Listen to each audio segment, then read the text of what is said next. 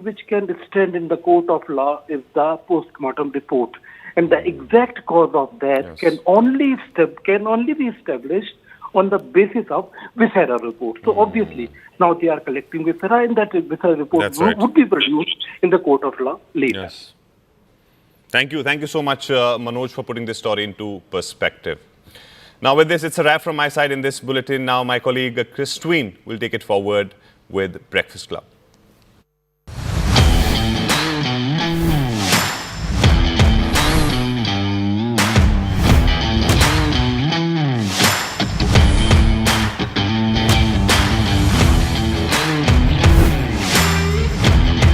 So you've seen the big arc lights here, the flashy cameras, but beyond all of this, journalism is all about hard work. So if you have it in you to make a name for yourself in this hyper-competitive industry, then let CNN News 18 be your platform.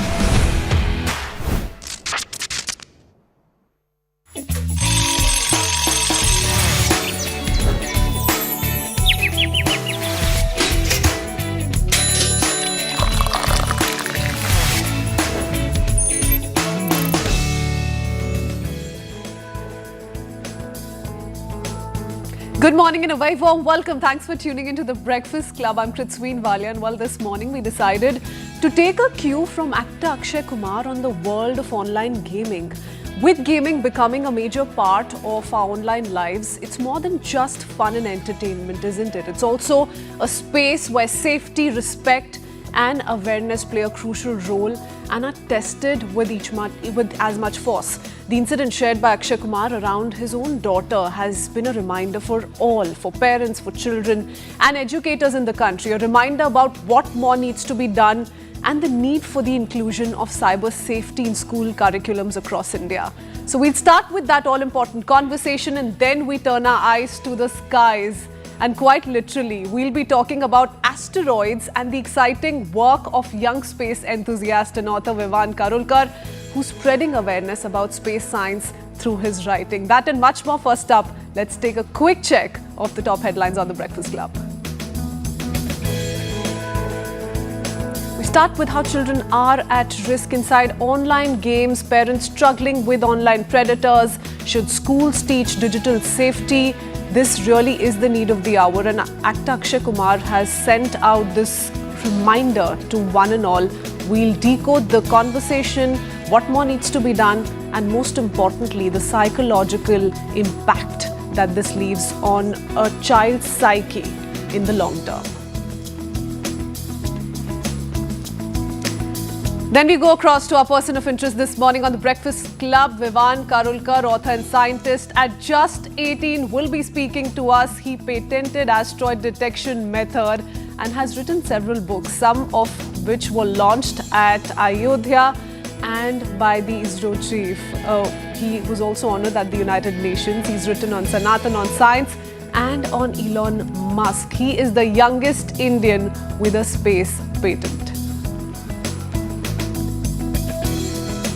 And then coming up is how days after exit from Big Boss 19, ex-contestant Aveez Darbar breaks silence, denies cheating on Nagma, calls out Arman Malik's lies. That Shosha conversation up next. And the much talked about Kantara Chapter 1, how it's taken box office by storm. This is a candid conversation with Rishabh Shetty on CNN News 18. Well, this morning, a story shared by Akshay Kumar has triggered an important conversation. He revealed that his 13-year-old daughter, while playing an online game, was asked by a stranger to send nude photographs.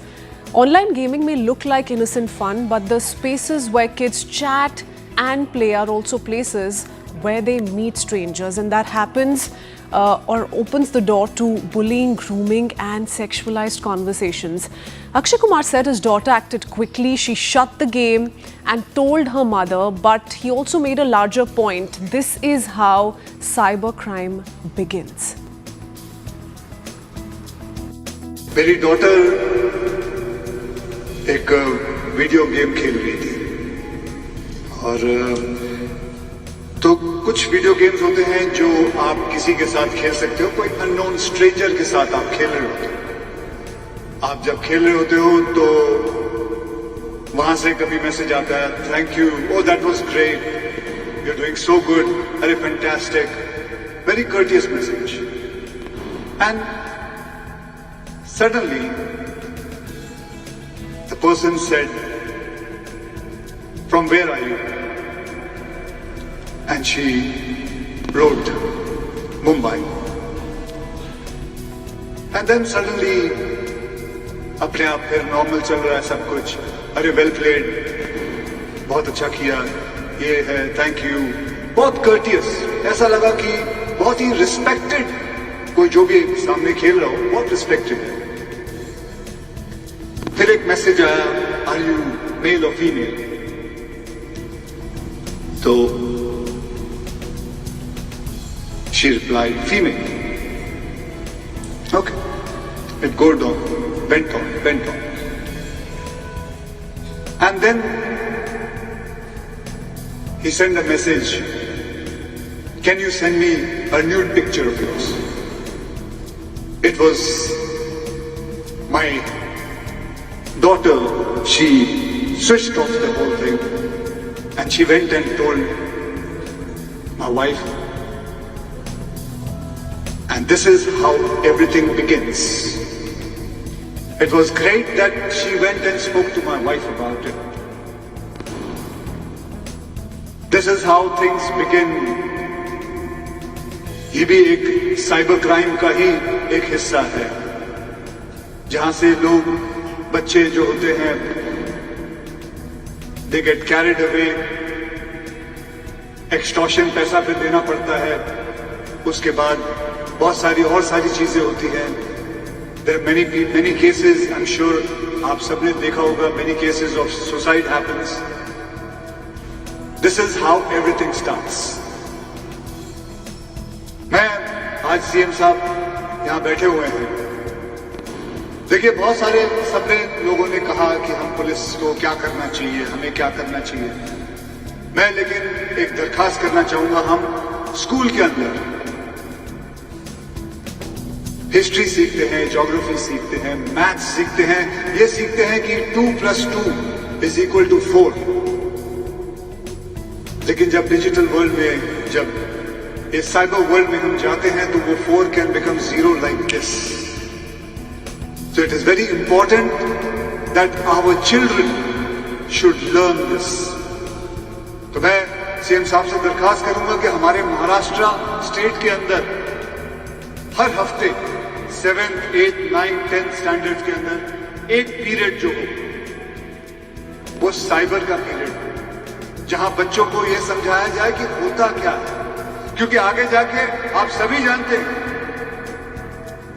कि street crime से बड़ा ये crime होते जा रहा है. इस crime को रोकना बहुत जरूरी है. So this is a small little thing which I had in mind. Rightfully pointed out by Akshay Kumar, this is how cybercrime begins. Because digital crimes are now bigger than street crimes, and unlike what we imagine, the danger is not in some dark alley. It's right inside the application and platforms children use every day. For parents, the dilemma is huge. Online games are often treated as safe entertainment, yet many of these platforms double up as hunting grounds for predators. Even popular games carry hidden risks. Voice chats can quickly slide into unsafe talk. Private gaming rooms make kids feel secure when they're not. Research shows harassment in text and voice chat is rising sharply. And that's why Akshay Kumar has called for a weekly cyber period in schools, a structured class where children learn how to handle these risks. The argument is simple. Parents alone cannot fight this battle. Schools, families, law enforcement, all of them need to step in together. So here's the big question. Should cyber safety now become a mandatory subject in Indian schools? How do we prepare the next generation to navigate the digital world safely, and much more? How can these challenges be countered and countered effectively? To take that conversation forward and answer all your questions this morning, joining us is Kanishk Gaur, leading expert in cybersecurity, public policy and digital technology. And alongside, we're also going to be speaking to Sonal. Sonal, of course, is a licensed rehabilitation counselor and psychotherapist at the Answer Room. Good morning to the both of you. Thank you for taking out the time for this very important conversation. Kanishk, I want to begin with you and really ask you, cyberbullying, cyber crime has many faces, and online gaming is just one such window these predators are knocking on. If we just focus on this one aspect of online gaming, Akshay Kumar detailed how it all begins, what really happens, what are the steps essentially we're looking at. But as an expert, tell us what really is the plan which is implemented by these cyber predators. How do they go about it step by step? Thank you for inviting me for this very important discussion. We need to understand it's become now a profession to bully and harass people online. And there are organized cyber criminal gangs who are doing it. And their job is to lure youngsters who are not aware about some of these best practices. So there are predatory measures where you look at creating online games where you can bring in young children, adolescents, and then give them some kind of a carrot where they are winning a game, and then eventually social engineer them for revealing details about their families, share their pictures online, reveal sensitive details about them, record videos. So it's done in a manner that you are grooming children to share information about themselves or about their family members, and ultimately this leads to blackmail. This further enhancing this risk of mental health. This could impact and bring in suicidal tendencies. So what is really needed right now is that there has to be a subject where cyber safety is taught to children by specialists, not just regular teachers. You also need train-the-trainer models where teachers are specifically trained on how to go about teaching children on keeping themselves safe online, and also have assessments done. Now, if a child is not able to pass an assessment, you would say that this child is vulnerable to specific kinds of crimes. Now, online gaming has increased massively, and that is the reason we have seen the government bring out this new law of online gaming banning real money games. But that doesn't shut down the subject, but still people will be playing games online. But how do you basically curb the predators is an aspect that we need to discuss with social media platforms and gaming companies on what they are doing to build in safeguards and guardrails so their platforms are not misused. How do you report? How do you block? And what action they are taking to ensure that the platforms continues to stay safe online. You also need to have measures of doing KYC, because today a lot of children who are below age 13 end up playing games online on mobile phones of their parents. So how do you prevent that from happening is the big question that we need to solve for right now. Okay, Kanishk, you've taken us to the long-term, the long-term story in the aspect that needs to be touched upon here, which is how the onus doesn't just lie on parents, for instance, or parents ensuring that their children are more aware around cybercrime and its several nuances, but it also lies on the gaming apps to begin with. But let's rewind a little. Sonal, tell us, because Kanishk did briefly touch upon what this does to a child's psyche. What does it actually do? What does online abuse, harassment do to a child's psyche, which becomes, or rather reaches, a point of no return if left unaddressed? Definitely, as you said and as Kanishk pointed out, there could be a point where the child would reach a point of no return. So being bullied online is very similar to being bullied in person. The symptoms, the emotional symptoms that the child will go through are going to be very similar to the ones they'll experience in person. So there's a myth around how it's going to be a little different because they're in their private space. But being harassed or being inappropriately approached in your own private space is more alarming, triggering, and can lead to not just anxiety, restlessness, low self-esteem, social withdrawal, self yeah, I mean symptoms of self-harm or suicidal ideation. But yeah, long-term effect could be they just do not want to interact with anybody in person. They start to withdraw socially. I mean, they start to completely withdraw socially. So that could be one thing. Another thing could be the level of anxiety heightens up, and turns into something more deeper. It can turn into something which is a full-blown anxiety disorder or PTSD. Okay. Sonal, a follow up quickly, because a lot of parents watching this would be wondering what are the signs we should watch out for. So, as parents and caregivers, what are those signs they must look for that might indicate that a child is being abused or harassed online? Because typically, especially in today's day and age, children are very, very private about what they're viewing online, where their online indulgences lie. How do parents crack that? Okay, so in the cases that I've come across, the symptoms are going to be very visible, meaning that there's going to be a shift in their everyday activities. There's going to be a behavioral shift. So you could look for signs of withdrawal. I mean, are they withdrawing themselves from their phones, or the ones? I mean, there's so and so has come at home. Why don't you come and meet them? And the child is withdrawing themselves, or there could be episodes. So it'll take two turns. Either they'll withdraw completely and would want to isolate and would want to not speak to anybody, or the other way to go about it is they're being vocal but in the form of temperamental concerns like aggression or violence. So these are the two ways in which, yeah, it'll be visible that there's something that is not going right.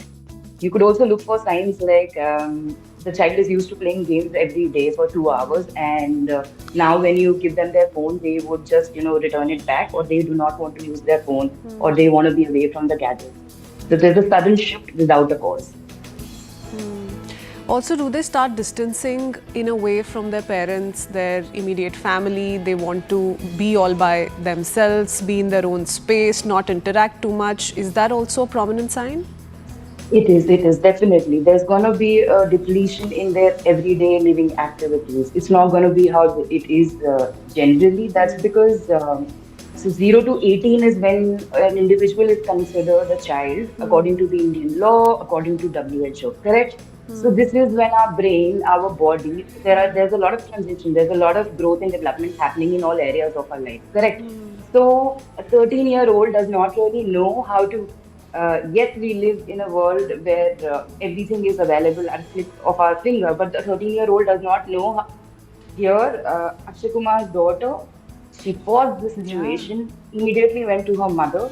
That is something extremely brave of her. I mean, that shows that there's a lot of communication in the house. That shows that the conversations around the use of internet, the conversations around how are you feeling, the conversations around, okay, so and so is trying to say something. How do you think it makes you feel? These conversations are normalized in that house. So that is another way of looking at it. And today's children, I do spot that one quality and trait in them. They are highly conversational, highly expressive about everything that they've gone through in their day and early on in life. So that, I think, is something that really helps in cases like these, like you rightly pointed out. Kanishk, now from a digital perspective, what should parents do? So we've spoken of how they must ensure communication regularly with their children, no matter what the age bracket.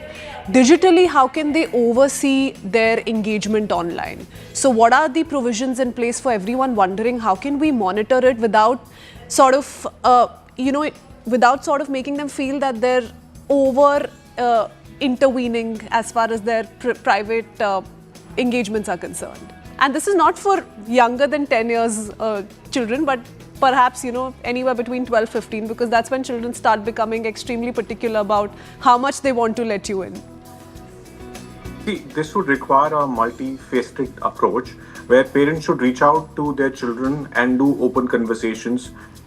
Also monitor their online activities, who they're interacting with. See, a lot of times in this age group, children create their secret friends online, who they open up with, and they don't reveal the details about these individuals to their parents. So how do you have those conversations about, oh, is there a new friend that you have created? What kind of interactions you're having, right? I think a lot of apps today could be used in terms of building in features where the texting that is being done by children, that is safe texting. So any kind of material which is being shared is non-abusive. So you have to basically restrict child sexual images from being transmitted from some of these apps. So you would require, controls that images which could be non-consensual images, they are restricted. You have to watch out that what kind of images the child has stored on his phone. Now, a lot of times children don't want their parents to know what images have been stored per se, but if they are using the app, then there has to be measures to see all of these controls are there per se in terms of restricting. If you are seeing certain kind of text which could be vulgar or could lead to online grooming, you need to go and have conversations with children and tell them that this could be a predator who could be trying to come after you.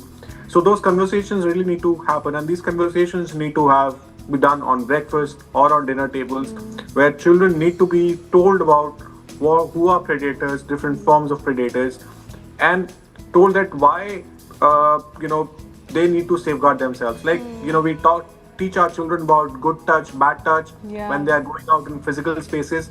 Similarly, in online spaces, you have to tell children, who are the bad scamsters, who are the predators, what are their types.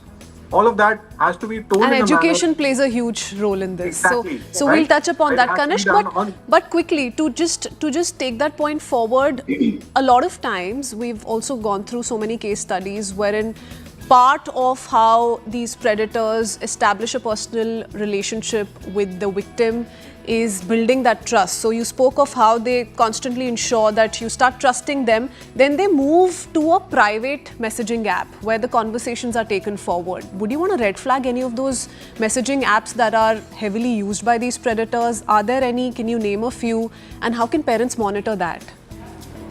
See, there are private chat rooms. Then there are, forums like A-Talks, private messaging apps where children move to, or certain platforms like, even Telegram, which are not doing enough in terms of monitoring child sexual abuse content. So what needs to be done is the platforms where you see child sexual abuse content or any kind of vulgar or hate messaging, those platforms need to do more to block that kind of content.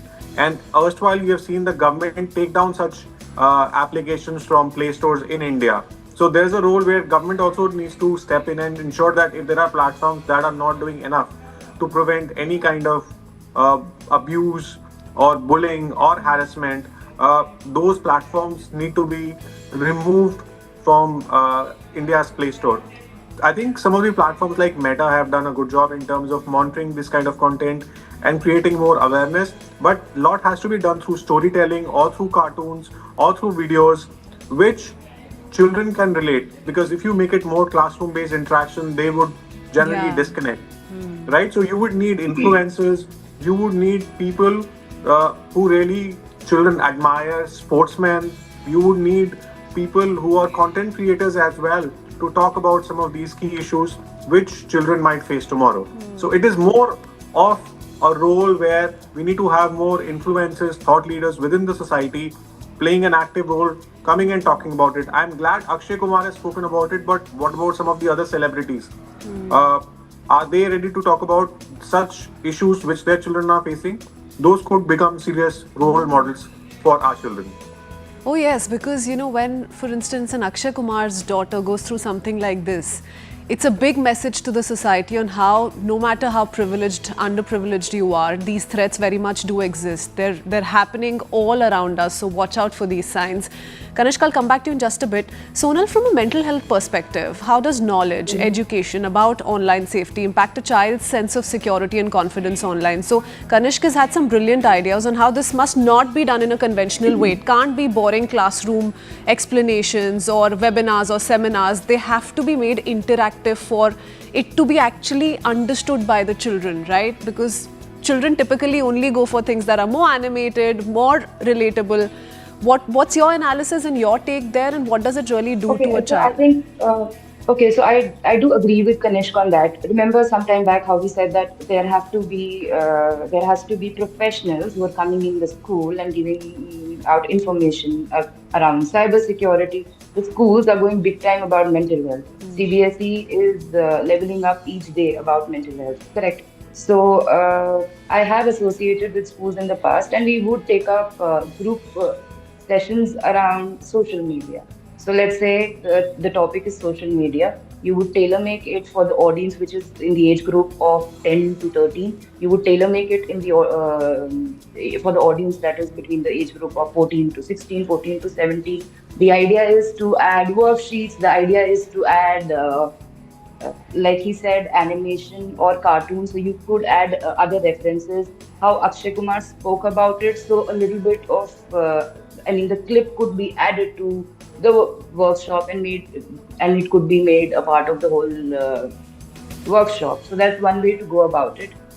It is very important to remember that the child is not safe from people who are unknown to them. That's not the only thing. I mean, when it comes to the internet, there are a lot of hate groups or confession pages that all the children or the entire batch is a part of.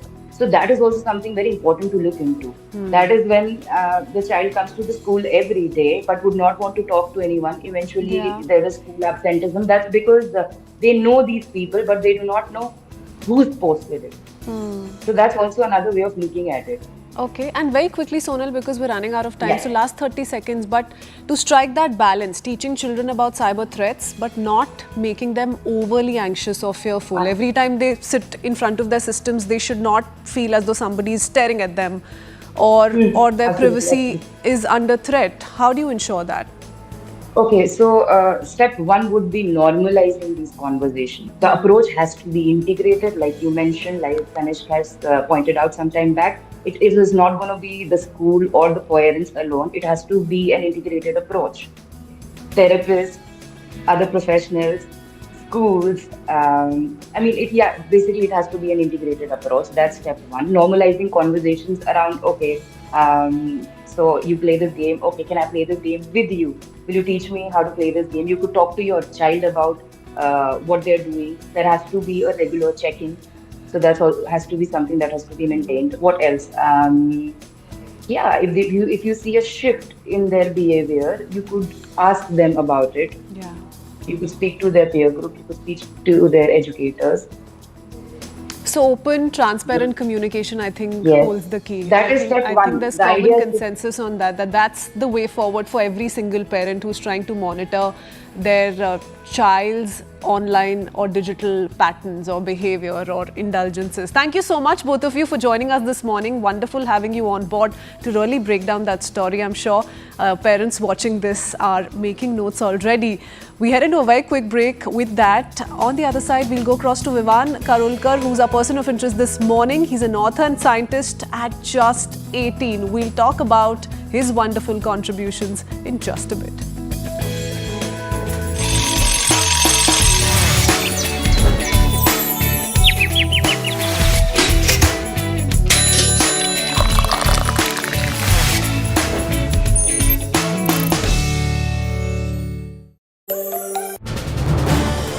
This is News 18 Network.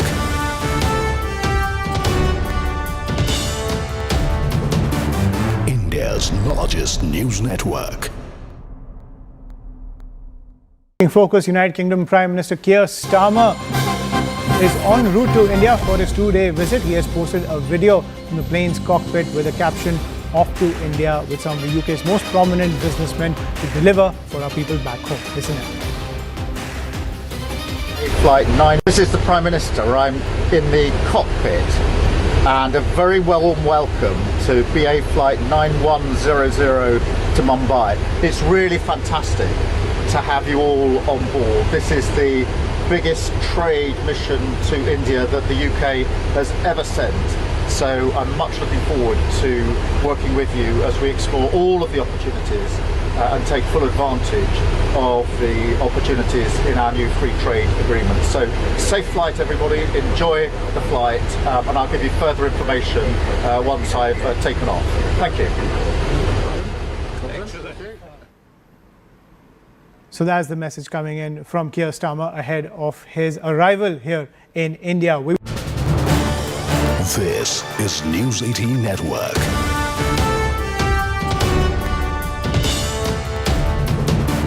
India's largest news network. In focus, United Kingdom Prime Minister Keir Starmer is en route to India for his two-day visit. He has posted a video from the plane's cockpit with a caption, "Off to India," with some of the UK's most prominent businessmen to deliver for our people back home. Listen in.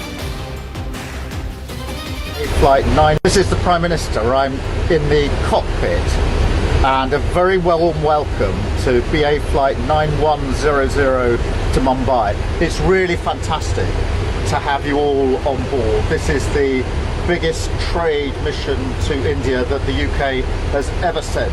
So I'm much looking forward to working with you as we explore all of the opportunities and take full advantage of the opportunities in our new free trade agreement. So safe flight everybody, enjoy the flight, and I'll give you further information once I've taken off.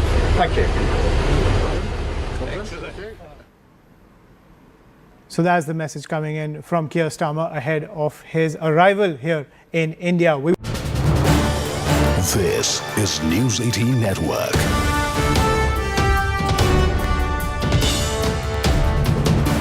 India's largest news network.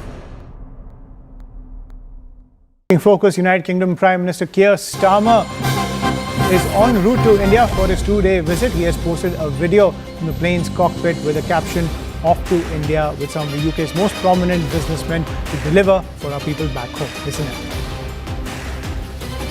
Flight 9. This is the Prime Minister. I'm in the cockpit, and a very warm welcome to BA Flight 9100 to Mumbai. It's really fantastic to have you all on board. This is the biggest trade mission to India that the UK has ever sent.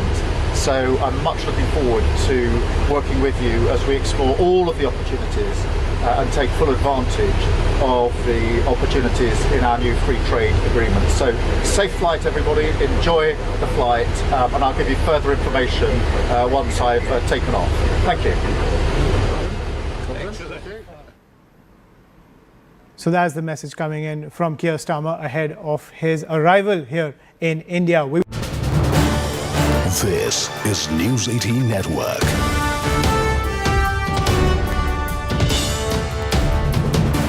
India's largest news network. In focus, United Kingdom Prime Minister Keir Starmer is en route to India for his two-day visit. He has posted a video from the plane's cockpit with a caption, "Off to India," with some of the UK's most prominent businessmen to deliver for our people back home. Listen in. Flight 9. This is the Prime Minister. I'm in the cockpit, and a very warm welcome to BA Flight 9100 to Mumbai. It's really fantastic to have you all on board. This is the biggest trade mission to India that the UK has ever sent. So I'm much looking forward to working with you as we explore all of the opportunities and take full advantage of the opportunities in our new free trade agreement. So safe flight everybody, enjoy the flight, and I'll give you further information once I've taken off. Thank you. So that's the message coming in from Keir Starmer ahead of his arrival here in India. This is News 18 Network.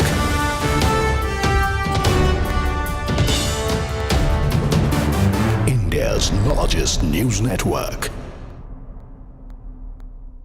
In focus, United Kingdom Prime Minister Keir Starmer is en route to India for his two-day visit. He has posted a video from the plane's cockpit with a caption, "Off to India," with some of the UK's most prominent businessmen to deliver for our people back home. Listen in. Flight 9. This is the Prime Minister. I'm in the cockpit, and a very warm welcome to BA Flight 9100 to Mumbai. It's really fantastic to have you all on board. This is the biggest trade mission to India that the UK has ever sent. So I'm much looking forward to working with you as we explore all of the opportunities and take full advantage of the opportunities in our new free trade agreement. So safe flight everybody, enjoy the flight, and I'll give you further information once I've taken off. Thank you. So that's the message coming in from Keir Starmer ahead of his arrival here in India. This is News 18 Network.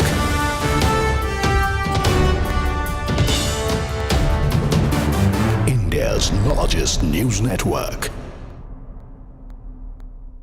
In focus, United Kingdom Prime Minister Keir Starmer is en route to India for his two-day visit. He has posted a video from the plane's cockpit with a caption, "Off to India," with some of the UK's most prominent businessmen to deliver for our people back home. Listen in.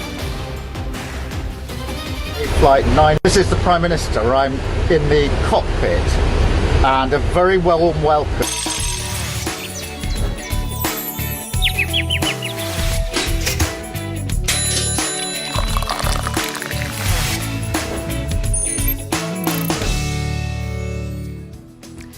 Welcome back. Well, we are going to dip into something that's happening in India. In the latest British Prime Minister, Keir Starmer has landed in Mumbai on his first official visit to India. He was welcomed at the Chhatrapati Shivaji Maharaj International Airport by the state leadership of Maharashtra. And over the next 2 days, Keir Starmer will attend a soccer event at the Cooperage ground, visit the Yash Raj studios, hold meetings with top Indian industrialists and much more. He'll also address the Global FinTech Fest in Mumbai.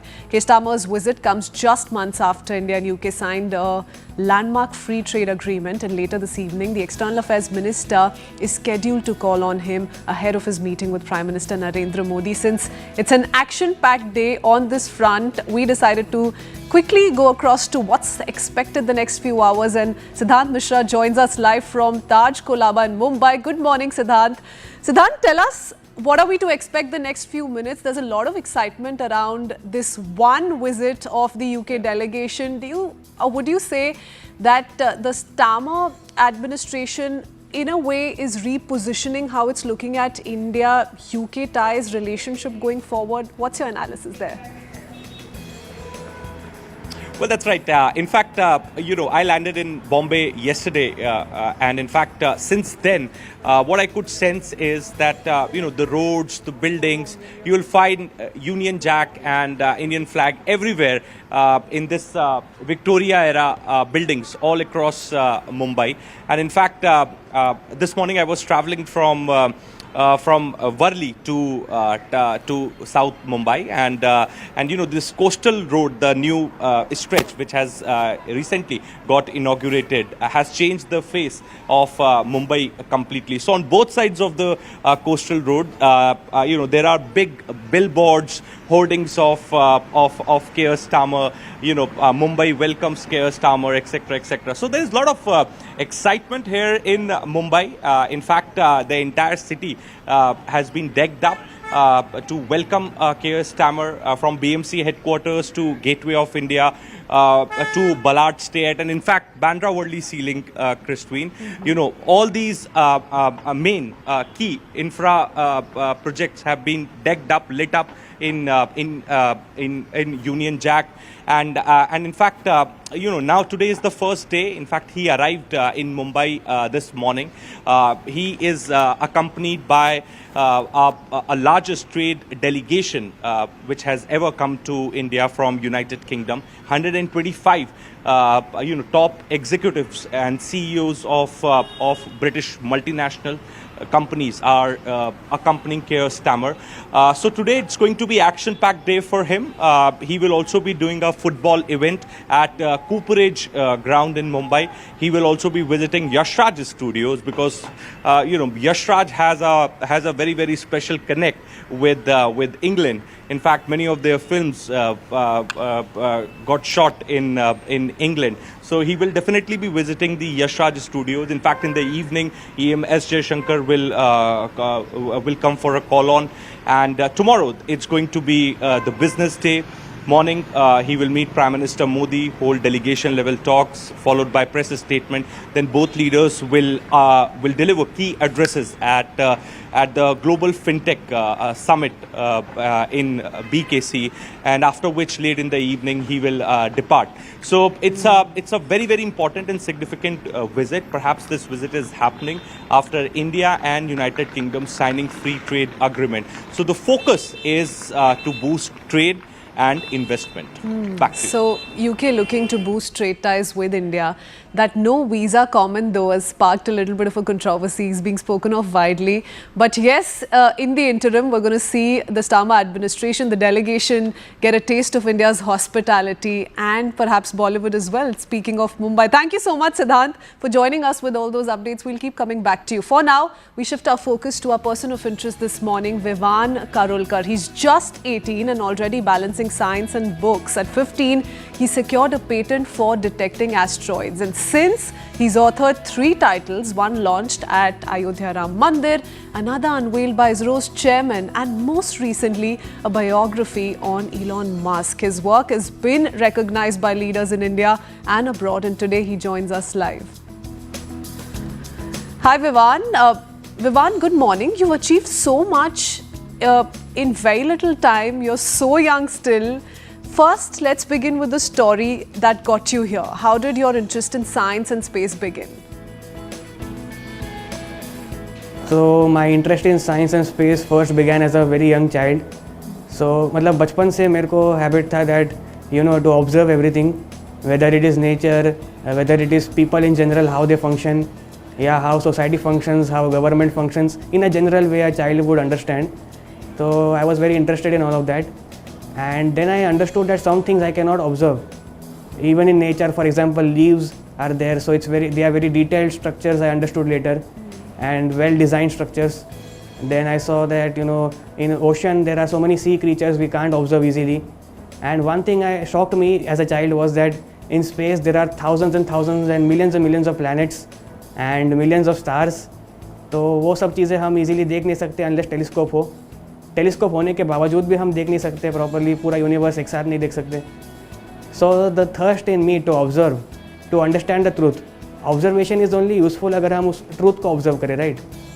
तो there was always a quest for truth in me, and that's why I got interested in space and science.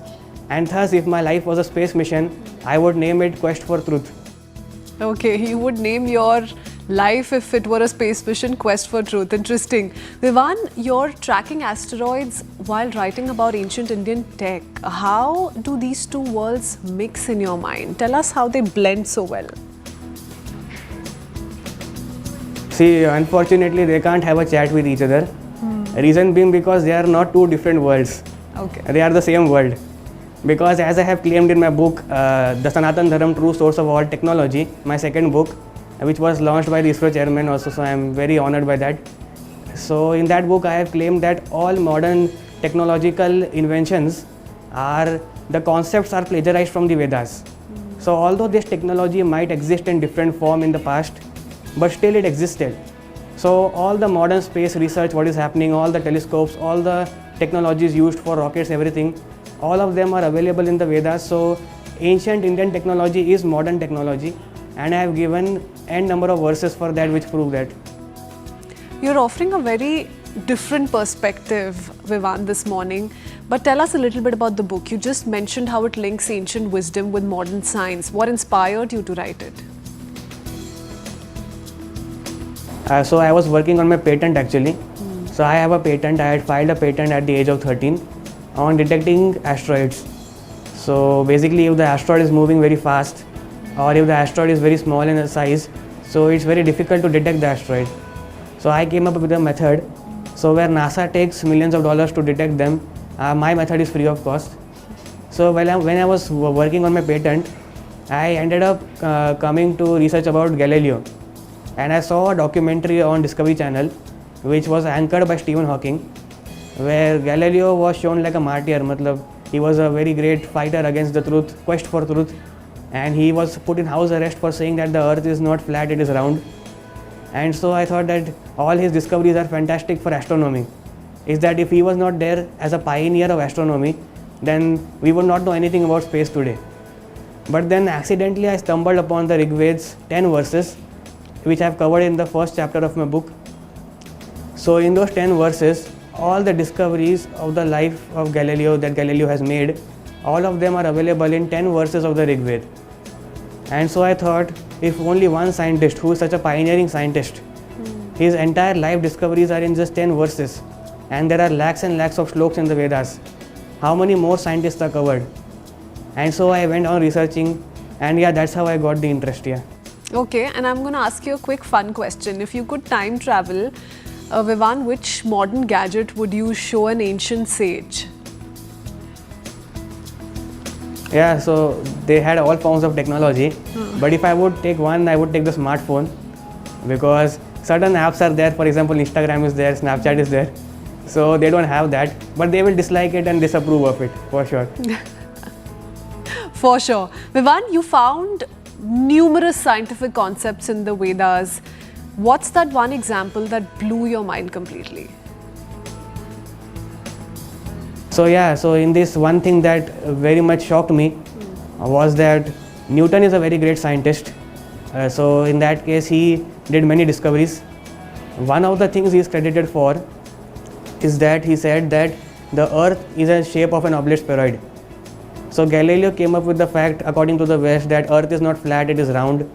And then some years later, Newton came up with the fact that it is oblate spheroid actually. So not just round but spheroid. But then the Vedas are of course thousands of years old at least, according to historians. And in the Vedas, in the Rig Ved, in 3 words almost, it's clearly written, Chakra Kasa Parinaham Prithviya, which means that the earth is the shape of an oblate spheroid. Exact translation. So I thought that Galileo struggled so much and Newton struggled so much, but then all the struggles could have been easily eased off if they would have read the Vedas. So one simple three words in the Vedas is so powerful for the scientific community. So yeah, that was very shocking. Vivan, you went from atheism to exploring science through spirituality. Was this a sudden shift? Was this a life-changing moment that contributed to the shift, or was it a slow one? So जैसे मैंने आपको वो पूरा journey बताया, that I became a fan of Galileo, and then through Galileo I became a fan of the Vedas. So as soon as I became a fan of the Vedas, and I saw that Newton's entire life discoveries are also in the Vedas. Einstein's life discoveries like E is equals to mc square, and for example other discoveries like black holes. Black holes is called Sham Chidra in the Vedas. So all of these things are there. So I thought that a civilization which wrote the Vedas, which has such scientific glory. Now the only reason I was atheist was because of science. But then I saw that if they have such high scientific glory and they are claiming so heavily that there is so many gods and then there is also Parameshwar and everything, so there must be some truth to the claim. So I went again for that quest of truth, and then I saw different philosophies, and all the questions I had as an atheist to disprove the existence of God even theologically, even those were destroyed in a very short span of time. And so I thought that all the questions that atheists ask can be answered. So if any atheist is not biased, then they shall accept the answers and then approve that there is God. So that's how the transformation happened. It was a sudden transformation, only like a few weeks. Vivan, can I just start by saying you don't sound like an 18-year-old, but at 18 you've achieved so much. So for all those watching, seeking some inspiration, tell us a little bit about your success mantra. You juggle school, writing, research, speaking. How do you stay motivated all the time? No, it's actually just I have interest in the subject, and it's like whenever we have interest, so yeah, no matter how hard it is, we can do it. And also, I mean, as I have went deeper and deeper into the philosophy of the Vedas, so I have understood that ultimately, if we see the definition of Sanatan Dharam and if we see the conclusion of the Vedas, it is that the purpose of human life is ultimately to serve God. And so we can do that in any form we want. So if somebody is interested in painting, so he can use painting to serve God. or if he is interested in science, so he can scientifically prove the existence of God, or if he is interested in mathematics, he can use that to prove God, or philosophically he can do that, historically he can do that. If he is interested in history, so he can prove that Mahabharata and Ramayana are history, for example. So we can use anything to serve God. So I am interested in these subjects, and when I realize that I'm using these to serve God in the best way I can, so that is very inspiring. Like I said, you don't sound like you're 18. But Vivan, your book was also launched at Ayodhya Ram Mandir with support from dignitaries. Did you see that coming? How did that feel? Yeah, so it was mostly unexpected. Although I hope that the book would spread and then प्रचार हो and ये सारी चीज़ें, मतलब how much ever I can do. But then it was unexpected. It happened so fast, and it happened with such intensity. So like on 22nd January 2024, on the day of Ram Lalla's Pran Pratishtha, my book was placed in the Garbhagriha. And in November 2024, ISRO chairman, he had launched my book in a program in Delhi, along with RSS chief Mohanji Bhagwat. They both had together launched my book. So my first book was launched in Ayodhya Ram Mandir, and second book was launched by ISRO chairman and RSS chief. So that was very big. Both were very big moments for me. And then tell us about the biography you've written on Elon Musk. What qualities about him do you admire so much? What lessons did you take? Tell us a little bit about that journey. So Elon Musk has many qualities actually, which I have mentioned in my book. But one of the main qualities that I admire is that he is a visionary, and he also knows how to act on the vision. And he has acted in like many visions that he had for humanity. For example, in terms of AI, or in terms of space exploration itself, or in terms of transportation, all of these things he has acted at a level which many could not imagine before. Okay, Vivan, you were also among the youngest to represent India at the UN. What message did you want to give the world through that platform and your presence there? So I wanted to give the message that ultimately the nature of all souls is Sanatan Dharam actually, because Sanatan means eternal, जिसका ना तो आदि है ना ही अंत है, no beginning and no end. And Dharam means, many people think Dharam means duty, but actually Dharam means nature. For example, the nature of sugar is that it is sweet, and so it's not the duty of sugar to be sweet, it is the nature. So although we have many duties prescribed to us by the Vedas and the Shastras, but ultimately we have an original nature, and that original nature, for example, there is a scripture called Chaitanya Charitamrit. So in there it is written, Jivera Swarupa Hai Nityera Krishna Das, that our original nature, our original Sanatan Dharam is to serve God. So all of us are ultimately Sanatan Dharam, as all of us are ultimately servant of God. So by proving that there is no science or no technology that actually disproves this fact, but points us towards the fact that we are servant of God, and all fields of logic, all fields of studies, academic studies, all of them ultimately we can use them to prove that we are servants of God. So that is the message that I wanted to give. Okay, now, what we're seeing today is essentially a Gen Z give us so much wisdom on ancient texts. So, Vivan, tell us what your advice would be for the young people of the country of everything you've experienced and learned so far in life. Advice to the Gen Z is that whether you're writing a book or whether you're working on an innovative project, find a very big reason to work on it, so that you will have the spirit and the inspiration to stand for it, and also you will be going very deep into it, so that any argument that is put against you, or anything that is there to anyone that is there to critique your work, so you can handle that very easily. Vivan, thank you so much for that wonderful conversation, and all the very best for your future. With that, it's time for us to head into a very quick break. We're not done as yet. We'll be right back in just a few minutes.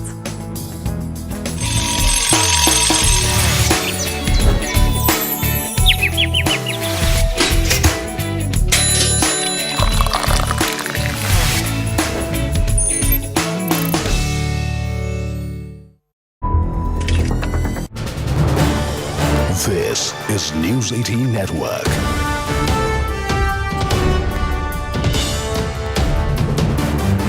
India's largest news network.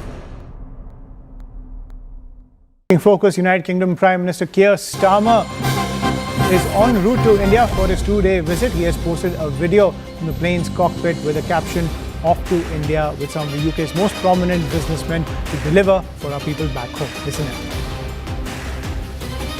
Flight 9. This is the Prime Minister. I'm in the cockpit, and a very warm welcome to BA Flight 9100 to Mumbai. It's really fantastic to have you all on board. This is the biggest trade mission to India that the UK has ever sent.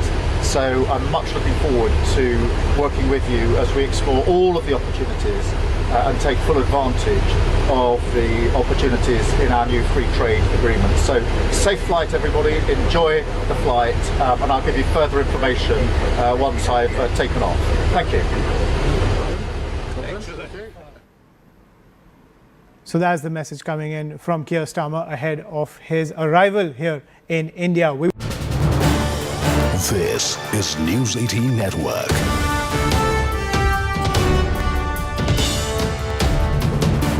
India's largest news network. In focus, United Kingdom Prime Minister Keir Starmer is en route to India for his two-day visit. He has posted a video from the plane's cockpit with a caption, "Off to India," with some of the UK's most prominent businessmen to deliver for our people back home. Listen in. Flight 9. This is the Prime Minister. I'm in the cockpit, and a very warm welcome to BA Flight 9100 to Mumbai. It's really fantastic to have you all on board. This is the biggest trade mission to India that the UK has ever sent. So I'm much looking forward to working with you as we explore all of the opportunities and take full advantage of the opportunity. Now we're getting some breaking news from Tamil Nadu. Let's cut to that. Now, actor turned politician Vijay seeks permission to visit Karur after stampede incident. He writes to Tamil Nadu DGP. Through email, Vijay intends to convey his condolences and therefore seeking permission to meet families of bereaved, provide relief. So this is the breaking piece of information that we are getting, that Vijay has written to the DGP of Tamil Nadu. He wants to go to Karur and want to meet the bereaved family members. CNN News 18's Purnima Murli is with us on the phone line. Purnima, we've seen that he has been speaking with few family members on the video call. Now he is seeking permission to visit there personally. In any ways, he was facing a lot of criticism also for running away from that place. So what is the latest that you are picking up? Has the permission been granted or the letter has been reached to the DGP's office?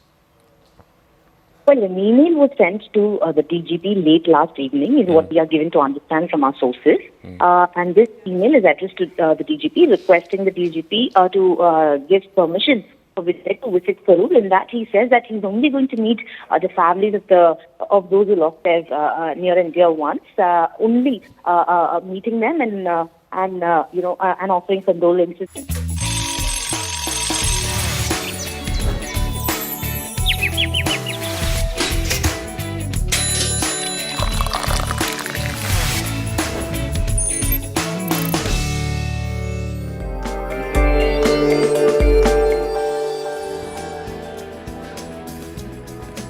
Welcome back. We now bring to you a special section on financial markets powered by Money Control Pro.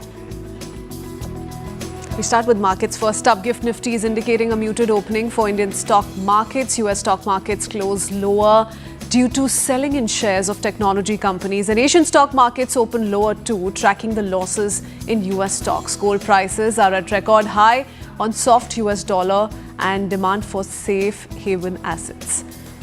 Let's shift our focus now to a sector in particular. The softness in cement demand seen in the June quarter of financial year 26 has extended into September quarter.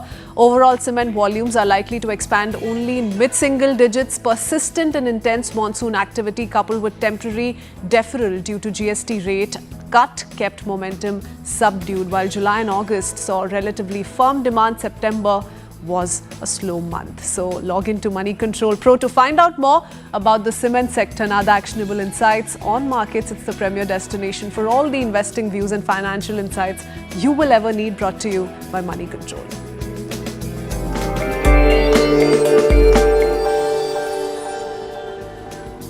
Well, that's all we could pack for you in this edition of the Breakfast Club. Thanks for waking up early, tuning in this morning, and for being there by our side. Tomorrow morning, 8 a.m., we'll see you next with another very interesting conversation and a person of interest. Bye-bye.